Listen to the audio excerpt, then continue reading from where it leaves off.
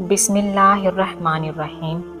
घुटन बहुत बढ़ गई है ना, और लग रहा है कि तुम किसी अंधेरे कमरे में हो जहाँ सारे दरवाजे बंद हैं। जिंदगी रुक गई है, मगर सुनो, ऐसा नहीं है। ये तो तुम्हारे दिमाग का खलल है, शैतानी वसवसे हैं। देखो, इस कमरे का एक दरवाज़ा खुला हुआ है। आज भी तुम्हारे अंदर की रोशनी वहीं मौजूद है।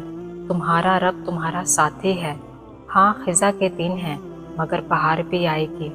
सुनो, हिम्मत ना हारो, परेशान ना हो, वो रब सब ठीक कर देगा। इस दौर में हमें अशद ज़रूरत है कि हम खुद पर थोड़ा रहम करें और ख़ुद को बेवजह परेशान ना करें। मुस्तकबिल की इतनी फ़िक्र हमारा हाल भी खा रही है। कुछ देर के लिए ठहर कर खुद को ये कहें कि जो हो रहा है होने दो। हर चीज़ आप अपने काबू में नहीं कर सकते। बेसबब की सोचें हमें नाशुक्री की तरफ ले जाती हैं। हर काम में जल्दबाजी ना करें, खुद को ना थकाएं। जिसने आज तक संभाला है वो आगे भी संभाल लेगा। आपका अल्लाह पर भरोसा समंदर से गहरा होना चाहिए। हालात तंग कर दिए जाएं, यकीन फिर भी मजबूत होना चाहिए।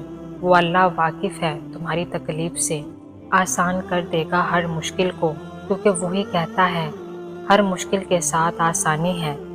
ये लोग जो बातें करते फिरते हैं ये हार जाएंगे, इनकी बातें धरी की धरी रह जाएंगी।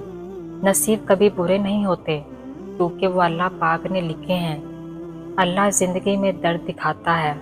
इसका ये मतलब नहीं कि हमारा नसीब दर्द भरा है, बल्कि इसलिए ताकि हम बहुत सारी दुआएं मांग कर अल्लाह से अपना नसीब खूबसूरत लिखवाएं।